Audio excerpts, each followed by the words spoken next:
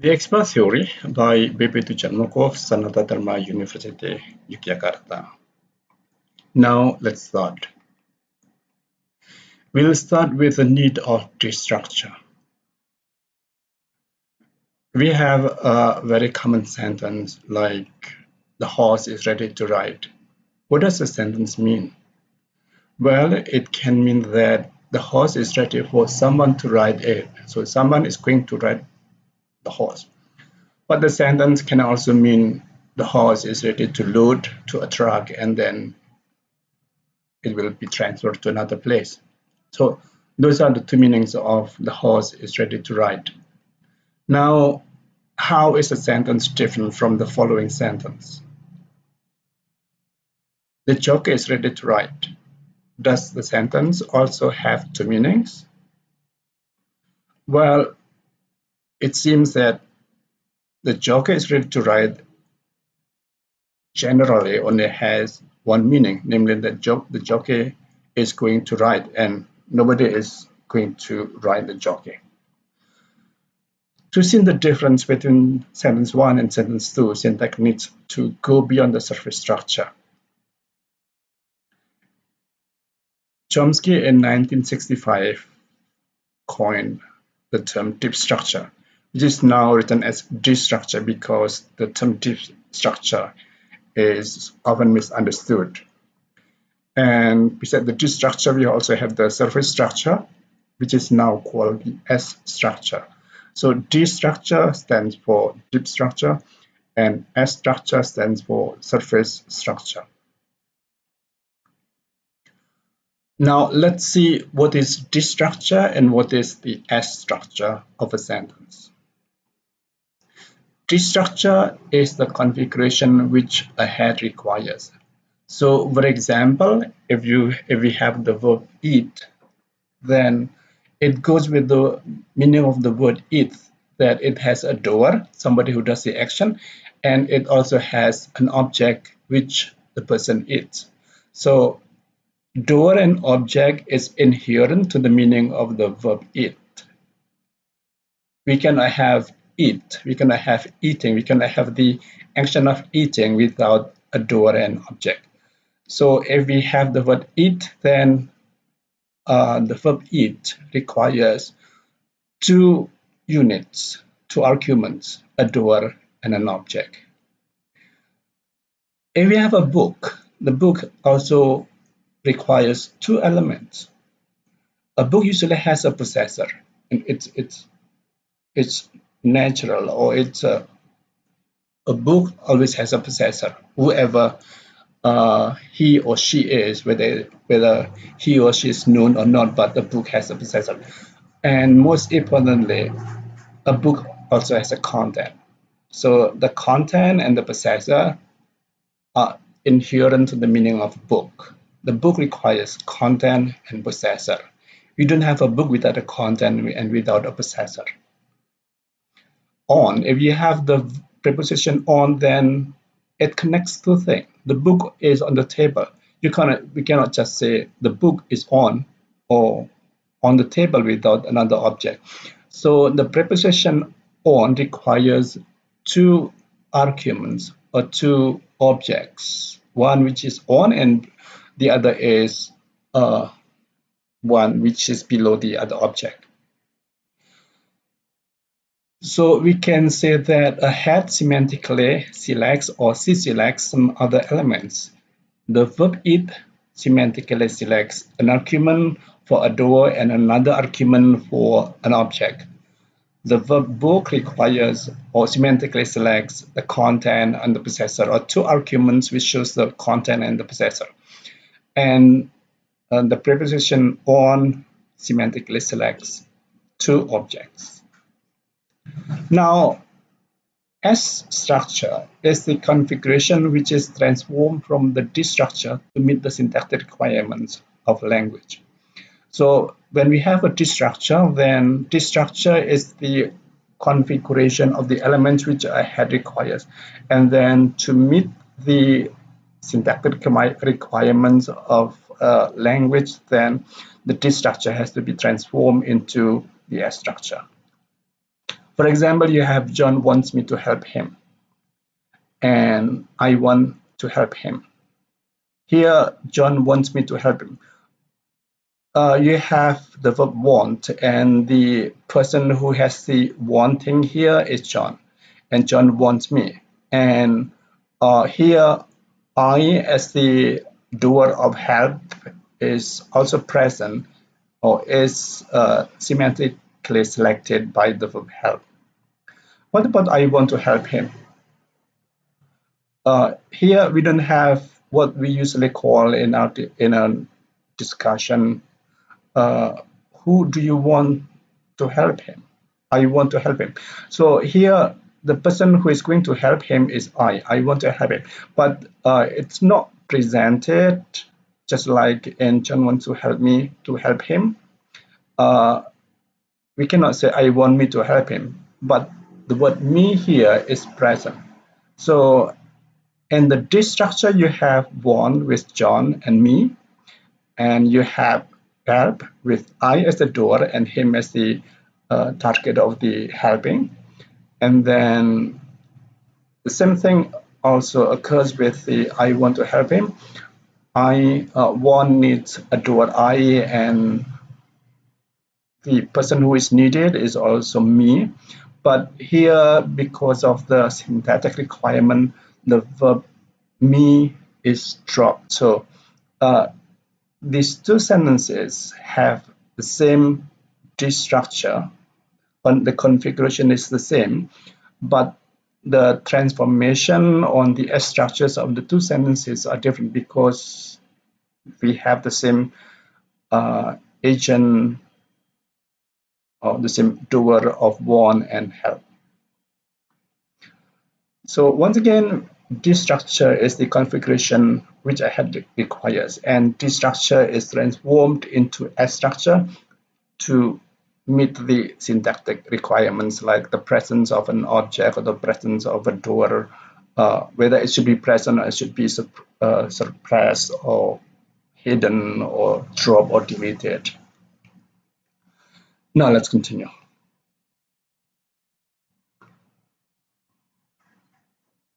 Here, just now we have it, doer, and object.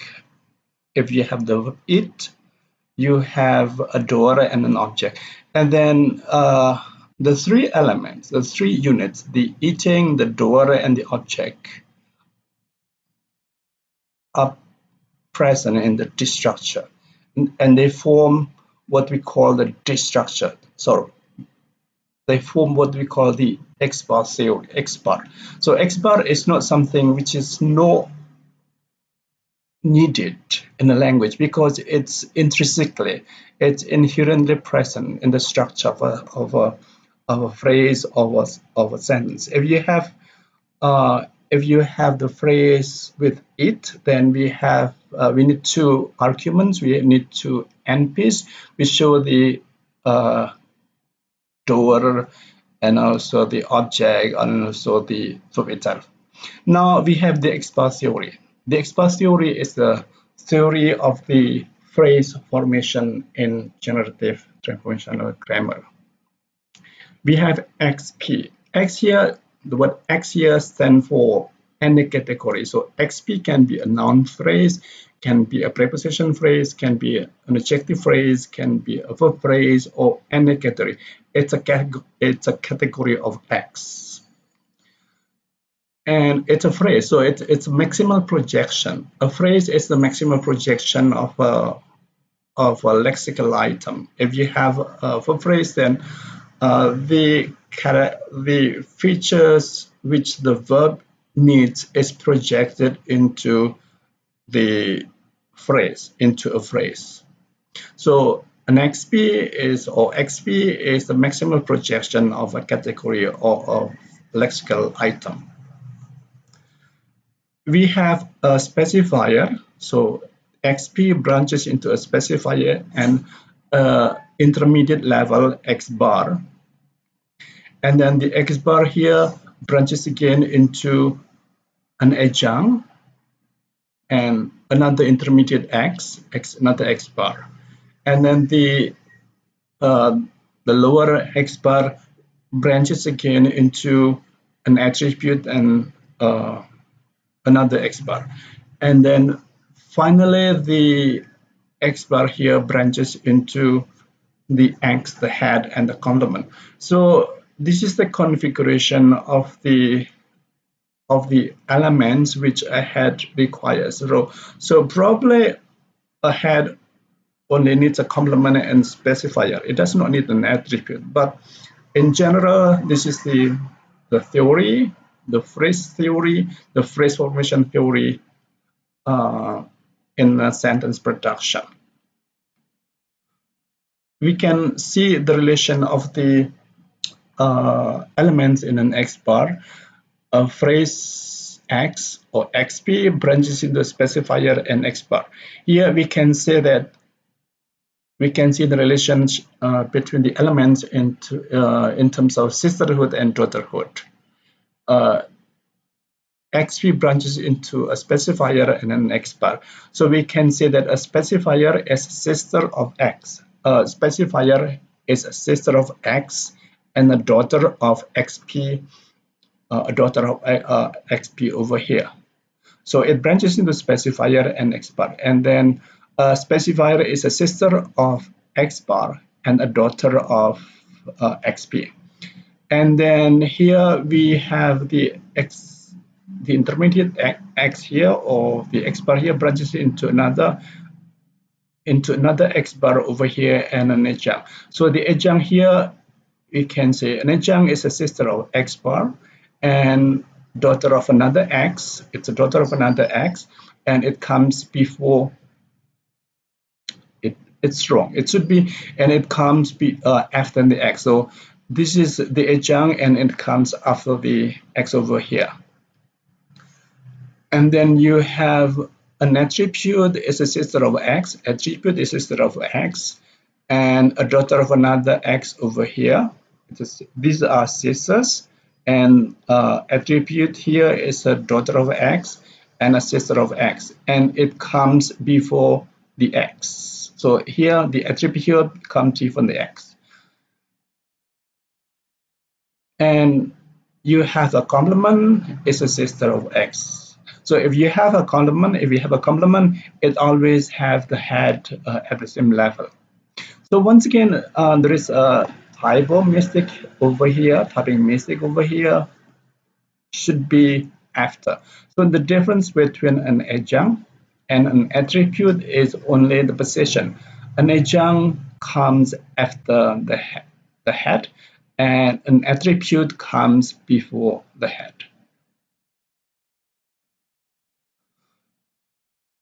Now, considering the complement of a head, we have so this is a X bar or intermediate X, and we can have a complement before the X. So the complement can come before the head. For example, in a grammar book and an English student. So grammar here is a complement of book, and English here is a complement of student. The book talks about grammar, and the student here studies English, and grammar and English here come before the head. Or we can also have a complement which comes after the head. You have X over here, and you have the complement. We can say, for example, a book of grammar. So of grammar is the same of grammar here, but now it comes after book. And similarly, you have English here of English, which is the complement of student, and it comes after X. So a complement can come before the head, and it can also come after the head.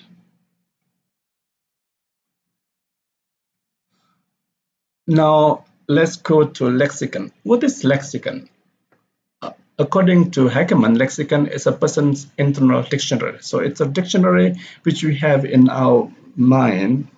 It's internal to us. Everybody knows the lexicon of his or her language, or the language he or she messes. Lexicon is a list of lexical items with, among other things, their categories and subcategorization frames. For example, if you have run, the lexicon, this is a person in the one's internal dictionary. You have run. Run is a verb. The category is a verb, and it's minus NP. So we do not need an NP which comes after run. So you just say he runs, or I run, or he ran, or I ran. So because a verb generally needs a doer or somebody, someone who does it, or something which does it, then the NP on the argument which does the action is not needed to be presented in the subcategorization frame. And we only present whether it needs an NP or not. So run here does not need another NP besides the NP which becomes the doer. So the doer and the NP doer is not presented because it generally, a noun generally needs a verb or a lexical item generally has like a doer or experience or something like that. It's different from read. If you have read, you have the doer, which is not presented here, and the object, which is read. So here we have read is a verb, and it needs an NP which shows the object of reading. If you have fawn, fawn is an adjective. Of course, a fawn needs somebody who is fond of something, but the NP which shows somebody here is not presented. We only have the NP which comes, or which should come after fawn. We cannot say I'm fond of you, or I'm fond. We need to have an NP. For example, I'm fond of candies, I'm fond of music.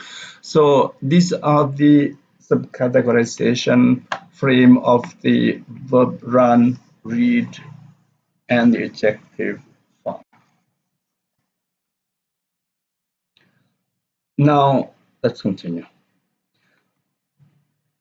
So the X bar, this is the concept of bar over here. This is the bar over here. But because to write a bar like this in a typing is rather difficult, and therefore the word bar here, bar is written as a prime over here. So if you come across a book which has this symbol X and a bar above it, it's the same as this. On this one is the same as this, and we read this as same as X bar for convenience. So we have the X bar rules. The first is the specification rule. This is X double bar or XP branches into a YP and an intermediate X or X bar. This is the specifier, and this is the X bar. And you have an X bar branches into another X and a YP. This is a junction rule. YP here comes before, it comes after the head. And then you have an X bar which branches into YP and X bar. So an adjunct attribute comes before the head. And then you have the X bar branches into X, which is the head, and YP, which is the complement. This is the complementation rules. So we have 4 rules for the production or generation of phrases, sentences, and other syntactic construction. So these are the 4 rules which we use to describe the production of a sentence. The specification rule is not recursive in English. We can only have one article generally in English, a book. We cannot say a book. But that's different from another language like in Indonesian. In Indonesian, we can have more than one specifier. We can say sebuah buku itu. Sebuah is a specifier. It makes buku specific, and itu is also a specifier. So in Indonesian, the specification rule is recursive. It can occur more than one. Sebuah buku saya that we also have two specifier here, sebuah and saya, and we can even have three specifiers in Indonesia, sebuah buku saya itu, and this is a grammatically acceptable sentence. So the specification rule is not recursive in English because we can only have one specifier for nouns and verbs, and most phrases in English. But in Indonesian, we can have two or even three specifiers. A specifier is the most outer layer of a phrase. So if we have a book, a grammar book, then is the most outer layer. If we want to analyze, then we take the first, and then we have the X bar, which is in a grammar book, is the specifier, and grammar book is the X bar level. We have the junction and attribution rules are recursive. For example, you can say an expensive, luxurious bag from leather. Here we have expensive and luxurious as attributes. They gave their attributes of the word bag, and we have two attributes here, expensive and luxurious. So the attribution rules here is recursive. An expensive, luxurious bag from leather. And then the book next to the dictionary in the display. Here we have book as the head, and then the is a specifier, and next to the dictionary is an adjunct of the book. It's just a position, and the display is also an adjunct. It's just the position of the book. And here book here has to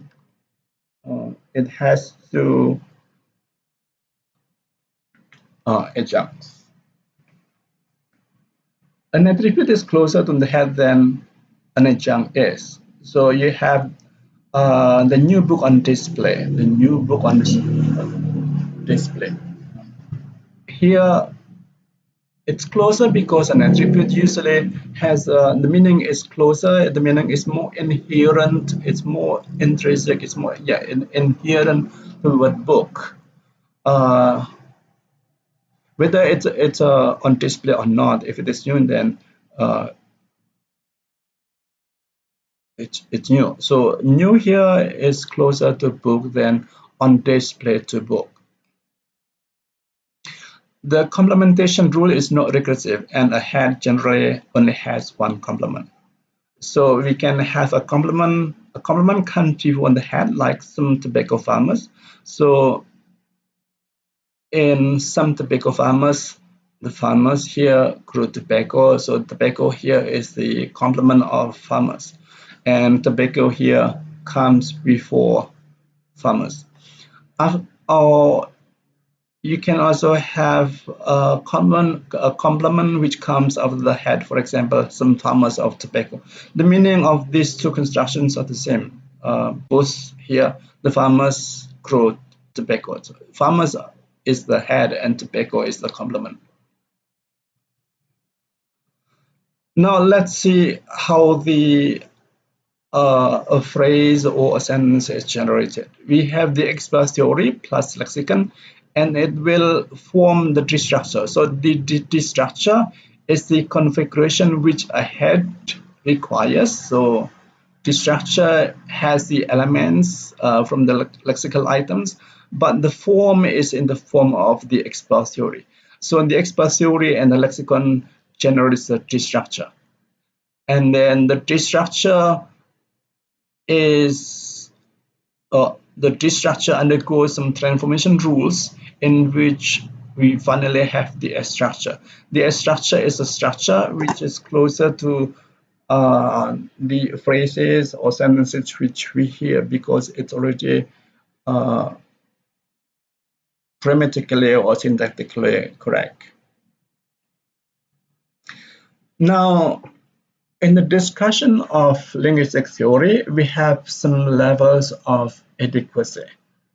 So we have three levels of adequacy to assess, to see how a theory is adequate, is good to describe how a language system works.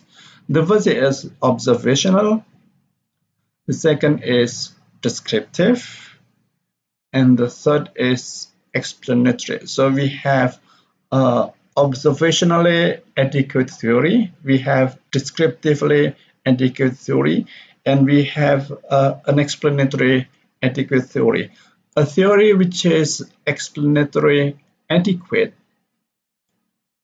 is also descriptively adequate, and a theory which is descriptively adequate is also observationally adequate.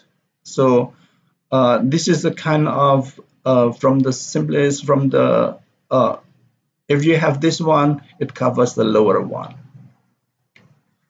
Now let's see how observational adequacy works.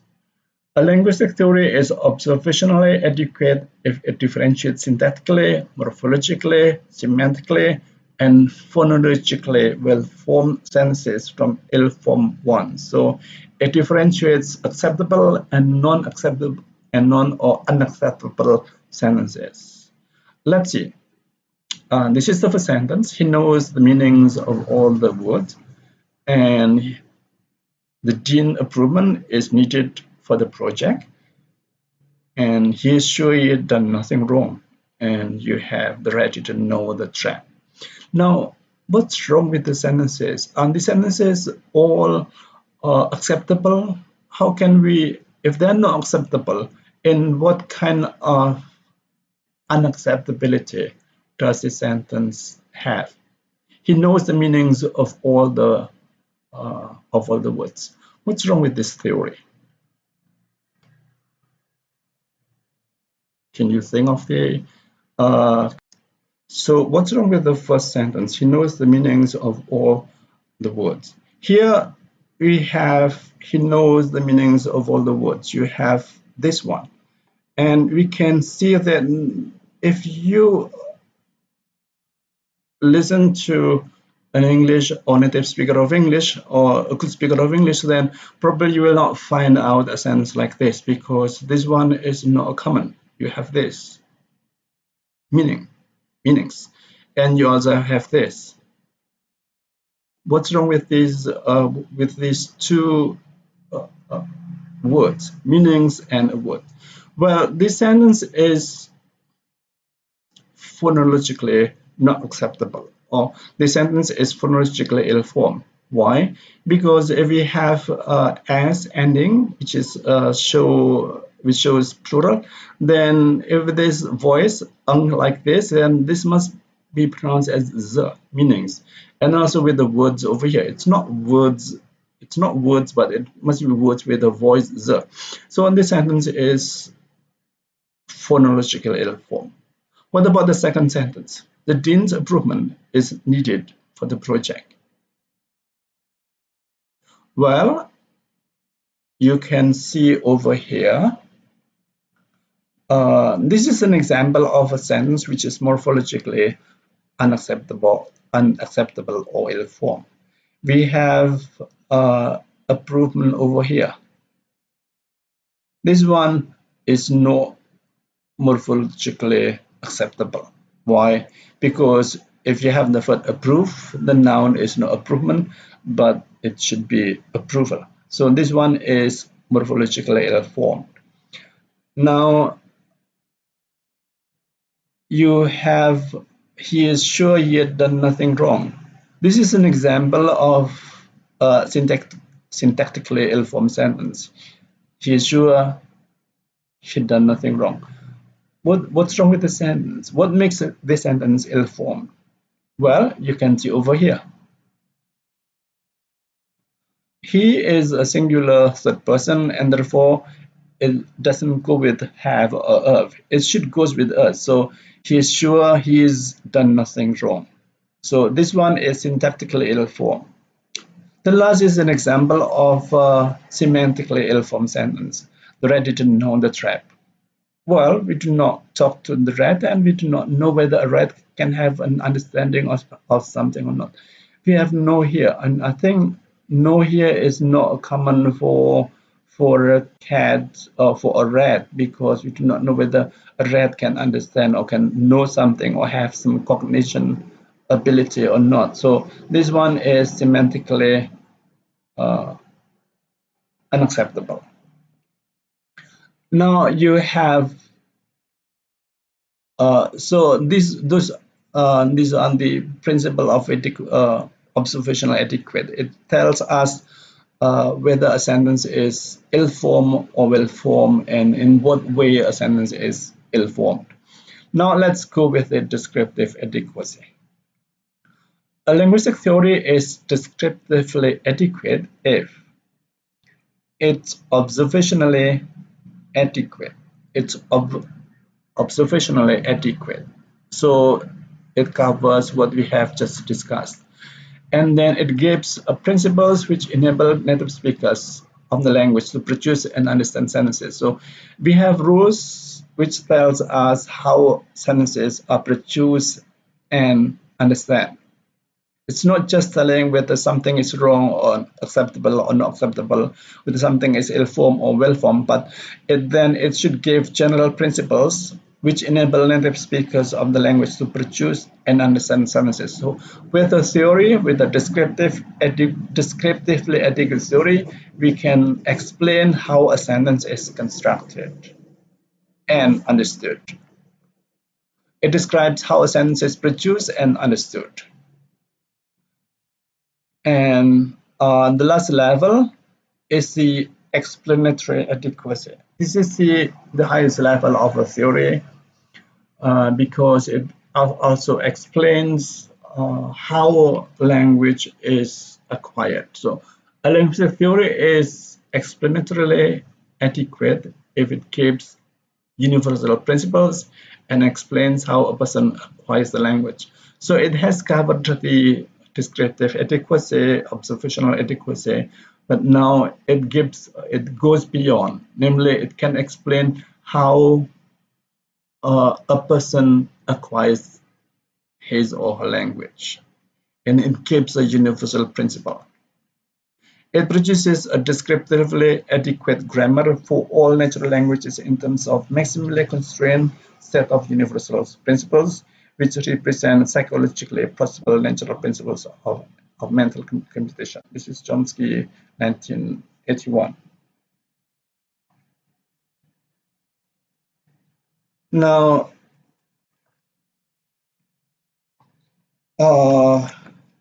we can say that the generative transformational grammar aims at the explanatory adequacy because it tries to explain how a language is acquired. And the principles also it tries to generate or to arrive or to produce universal principles. For example, the expert theory. Well, the expert theory can be said to have a universal value. We can say that the expert theory also applies to other languages like Indonesian, Japanese, Spanish, and other languages.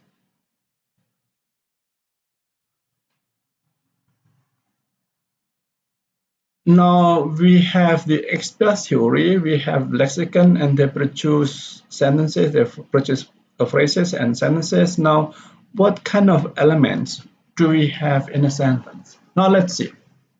Mary drives to work, and Tom developed the application.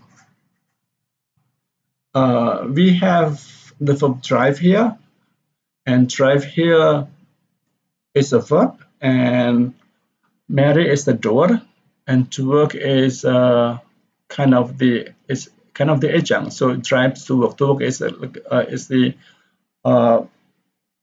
adjunct of place. So we can say that in Mary drives to work, you have a verb with Mary as a doer and to work as an adjunct. Now you have Tom developed the application. You have it's about developing, and the verb is developed. The doer is Tom, and the object is application. We see here that besides the drive, the doer Mary, and the adjunct work, and also the verb develop, and Tom is the doer and the application as the object, you have something else. What is that? The sentence consists of lexical elements which compose the semantic meanings and inflections which show the grammatical meanings. Inflections are bound morphemes which show some grammatical meanings. So here, beside the lexical items, we have as over here, and we have ed over here. It. Those are not part of drive because drive is a verb and it does not need as. It needs as if the it's because of English. Because English, if you have something in the present, then you have yes or as. If you have something in the past, then you have ed. But develop and drive itself does not need as.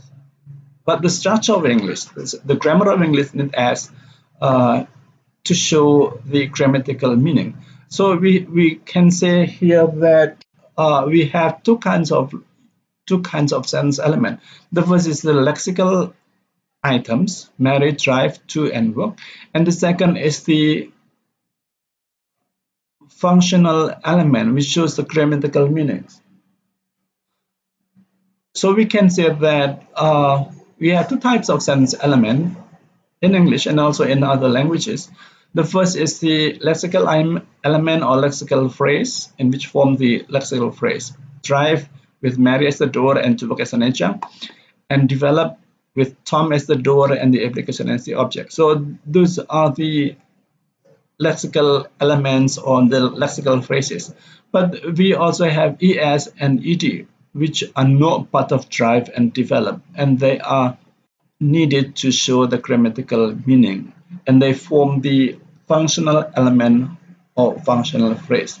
So in English and also in other languages, we have two kinds of phrases: lexical phrase with the lexical item as the head, and we have a functional phrase which es and ed as the head. We'll talk more about that when we discuss the structure of a sentence. Now let's go back to the expert theory to go to this theory once again. XP is a theory, the expert theory is a theory which applies to all kinds of phrase. So you have over here your XP can be any category, and it has specifier and the intermediate level expert, and then it branches into expert and adjunct, and adjunct. The expert here branches into an attribute to expert, and then finally you have the head and the complement. And this theory is the general phrase theory. It applies in the formation of noun. We have noun phrase, verb phrase, adjective phrase. But what is different is only the elements which constitute the phrase. And this is also applies to, besides to the lexical phrase, it also applies to the functional phrase. And this theory also has some universal value because it can be applied to any other language. If you have, for example, the verb makan in Indonesian, makan, you have makan over here, and the food being eaten is over here, and then the specifier over here. For example, makan di kebun, makan di kebun, makan nasi di kebun. Nasi is here, di kebun is here, and if you have saya as the agent, then saya is the specifier. Now, once again, this is a general rule for constructing, generating a phrase, and this theory on this phrase formation theory applies to all kinds of category. Now let's start with a noun phrase. We have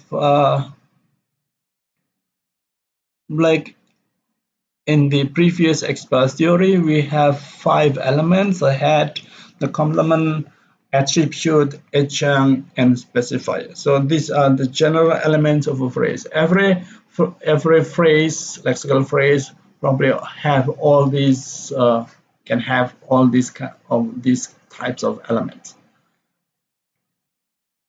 Let's have an example: the poor oil distribution in the country. So here we have the poor oil distribution in the country. We can say that the specifier is the poor is the attribute. It explains, gives what is information or description of the distribution. The distribution is poor, and what is distributed is oil. So oil here is the complement. The complement distribution is the head, and in the country here is the adjunct because it shows the location of the distribution. So we have the specifier, poor attribute, oil adjunct because we distribute on the country distributes oil, and in the country is the adjunct. If you have the people's strong demand on good government,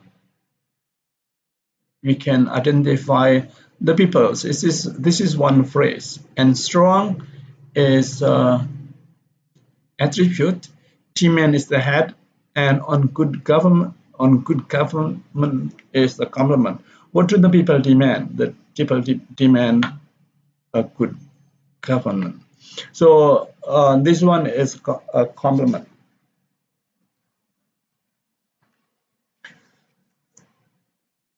Okay, let's see.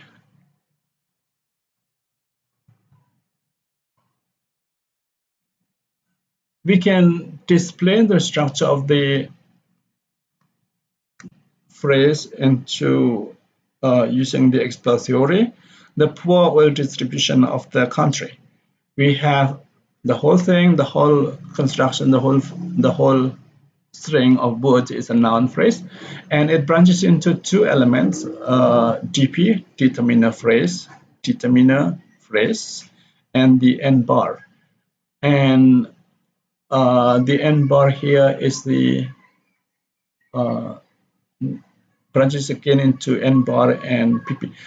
Please remember that this is a specifier, and a specifier is the most outer layer. So if we have a phrase, then it has a specifier, then we branch the NP into the phrase into the specifier and the intermediate level end bar. And then here the end bar branches into AP, adjective phrase. Poor is only one word, but the status is also a phrase. So although it's only one word, but we analyze, we understand that as a phrase because it has the same level as a phrase. And then here we have on the contrary, here we have a triangle showing that this element consists of more than one word, and but we are not interested to analyze this unit further because to show the structure of a noun phrase, I think this is enough to just show this is what is it, to show that this one is an adjunct. So this one is, if we have just a single line going down, it's a phrase, but it does not branch, and it just it goes to a lexical item on the head. The same thing is with the poor here.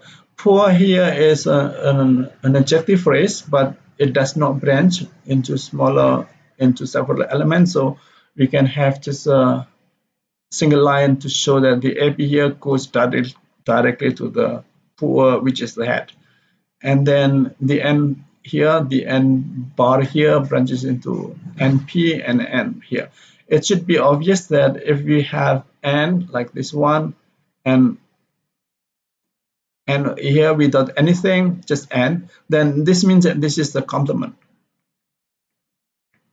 So oil is the complement and distribution is the head. So the structure of a phrase using the expert should reveal the status of the element. So for example, if you have NP over here, this is the maximum projection, and it branches into a DP, and the N bar. This one is a specifier. It's a specifier because it's a daughter of maximal projection, and it's a sister of N bar.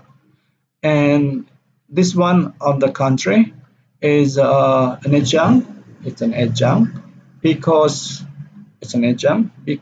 it's a sister of N bar, and it comes after the head oil. Poor here, although it's only one word, but it has the status of a phrase. It has the status of a phrase. We can add, for example, very poor. So if we have very poor or extremely poor, then very poor here has a status as poor, an adjective phrase. And then this one is the complement. This one is the complement because it's a daughter of an N bar and a sister of a head. This is the head. We can also display the structure of a phrase using brackets. For example, the poor oil distribution of the country. And the whole thing, the whole string of words is a phrase. So this one is a noun phrase, red and red over here. This is the beginning and this is the end. And we can take this one, the is the outer layer, and therefore we get the here and P. This is a specifier, and this is the N bar over here. Poor oil distribution of the country is an N bar. So we take the specifier over here, and we have the N bar over here. And then this N bar can be analyzed further into, this is the N, still N bar, and you have poor oil distribution and of the country. So of the country, the N bar over here branches into a poor oil distribution and of the country. Of the country here is an adjunct because it's over here. It's a sister of N bar over here. And then we can go further. This one, we do not need to analyze this anymore because this one is an adjunct, and it's a phrase, an adjunct, and it's enough to show the function of the phrase in a connection with the N bar poor oil distribution.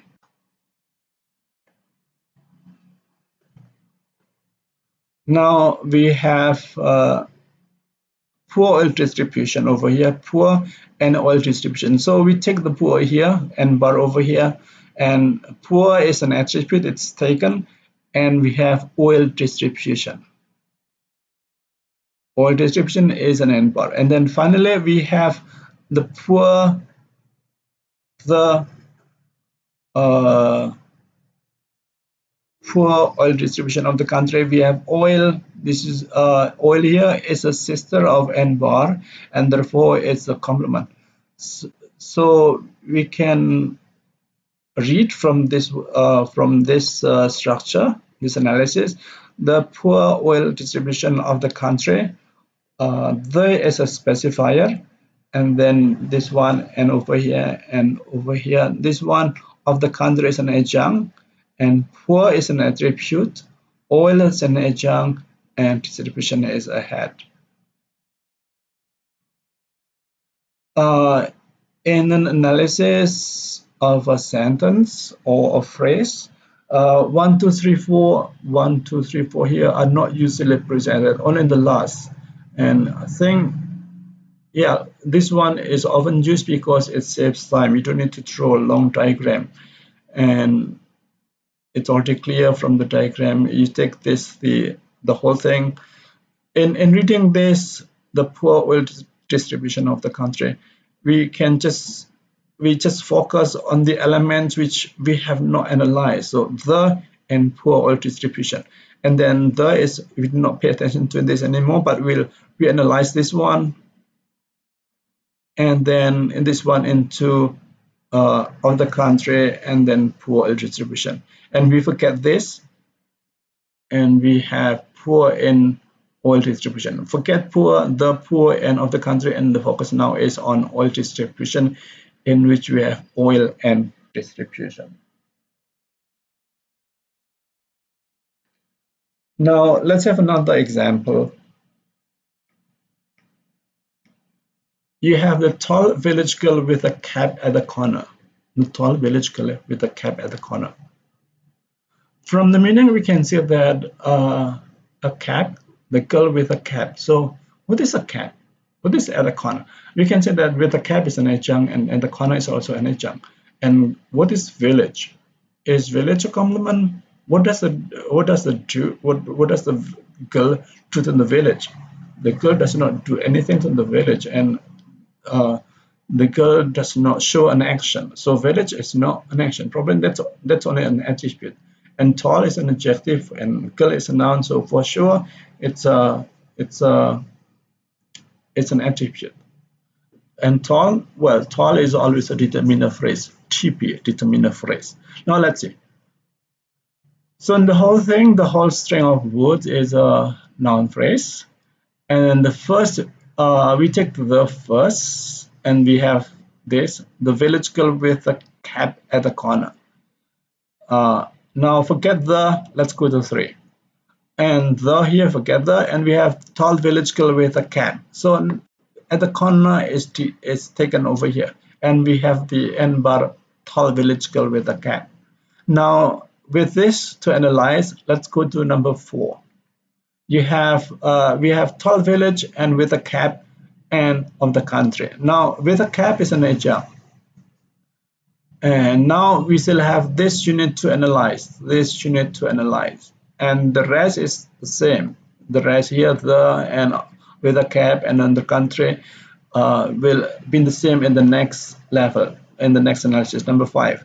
So we have the village girl, we have tall, an attribute, we take tall is an attribute of girl, and then we have village girl, and you have village and girl. Now this is the focus, this is 2 words, and we have girl and another element which goes with girl, village. And what is village girl now? We can say it like this, village and girl. Girl here, well, this one is still in the end bar level, because girl does not need a complement. Girl does not have a complement, so this one is written within n bar, and this one, village, is an attribute. So let me go back to the previous one. So if you think that oil is not a complement, we can write over there. We can write this one is a bar over here. But if it is a complement, then we just write n. So once again, if it is only an attribute like village just now, then this one should not be n. It should be n bar, because girl over there does not need a complement, or doesn't take a complement. If we write with an n for girl, then we understand that what comes over here is the complement of girl. Let me go back.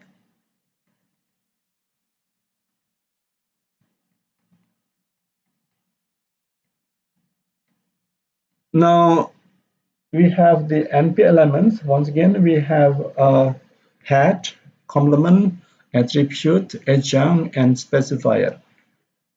Let's go with the NP complements. What phrase categories can an NP take as a complement?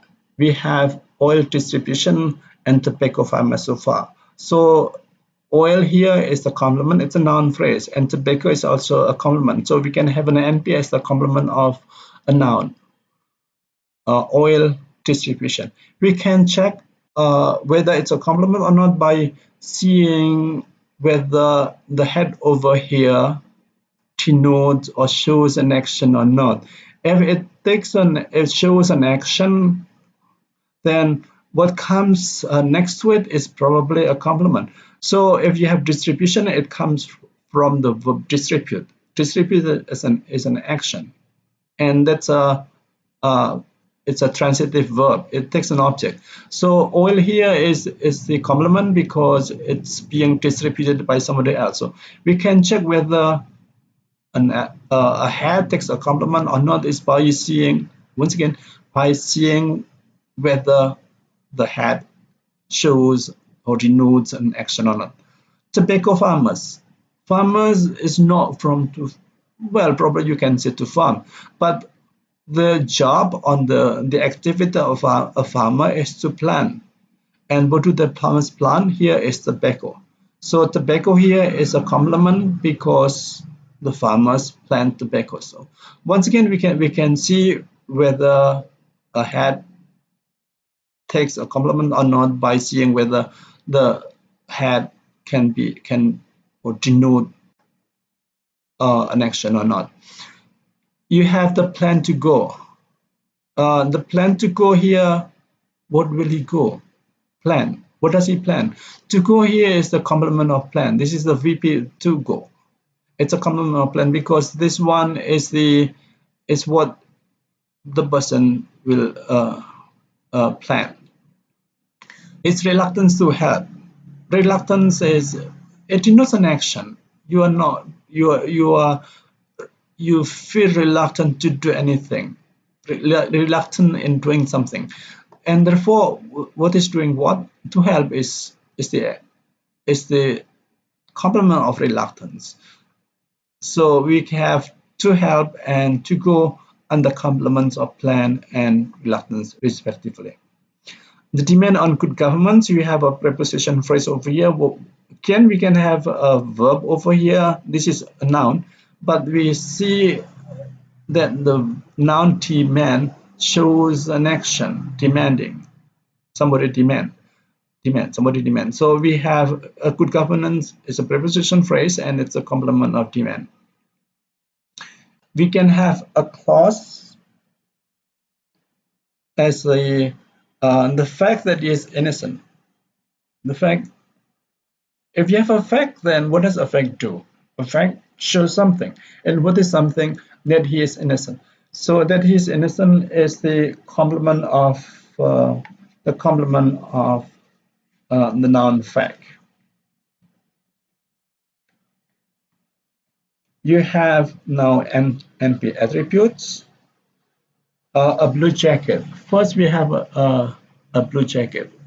Blue here is an adjective phrase, or because although it's only a word, but the status is a phrase. We are not talking about the number of words, but we are talking about the status. So blue has a status of a phrase. We can say a blue jacket, the light blue jacket, the dark blue jacket, the sky blue jacket. So sky blue, light blue, dark blue, those are all adjective phrases which becomes the attribute of jacket. We can also have a cotton shirt, a shirt which is made of cotton. So cotton shirt is it's not a complement because shirt doesn't show an action. So cotton here shows the attribute of is an attribute of shirt. A sleeping dog and written text. We can also have a VP as the complement of a noun. Sorry, we have a VP as the attribute of a noun. Dog, sleeping here is the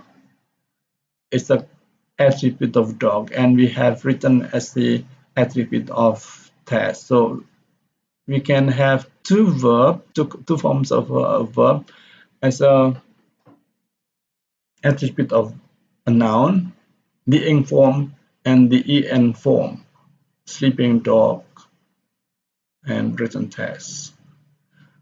And then we can have a adverbial phrase as the attribute of a noun, the outside temperature, the below statement, the above sentence. Those are adverbial phrases. Once again, we do not count, we do not see, we do not pay. We just see, focus on the status. Outside, there's only one word, but the status is it has of a phrase. You have NP adjunct. Once again, adjunct is different from an attribute because an adjunct comes after the head. The book on the table, nickel at the corner, the discussion in chapter 4. So we have a preposition phrase as the adjunct of a noun.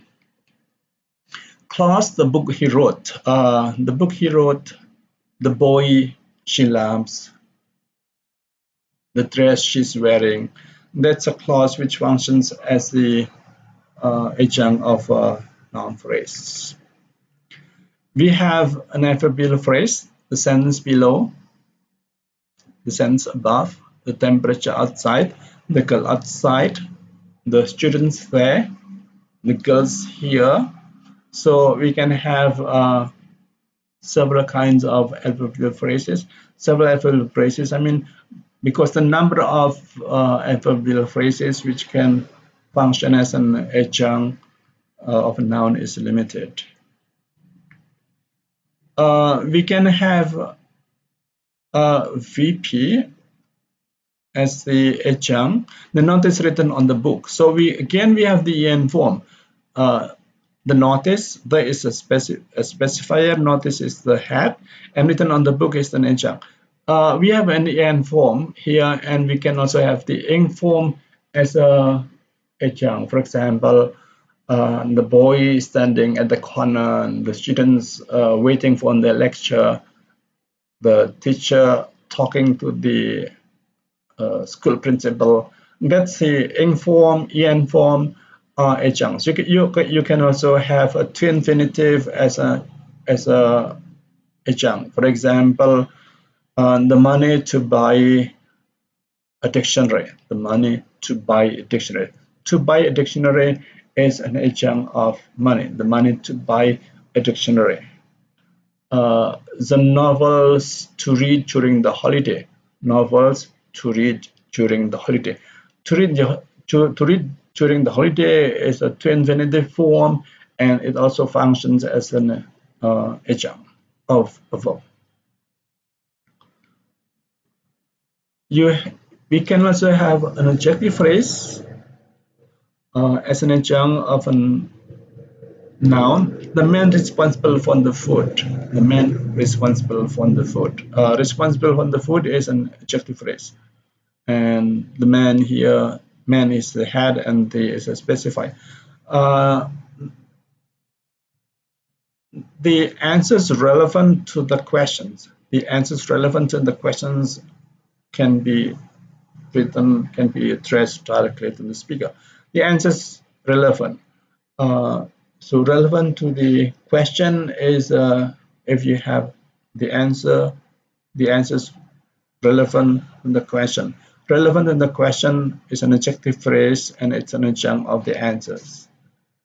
In general, if we have only one single adjective, you can put it before, but if the adjective goes with other elements like responsible for the book, relevant to the answers, then it's usually put after the head. The last element of an NP is a specifier. You have the article, the, a, some, many. So the book, a book, those are specifier. And you have all the genitive phrase, his and the girls, how, the his, her, mine, the girls, the people's. Those are the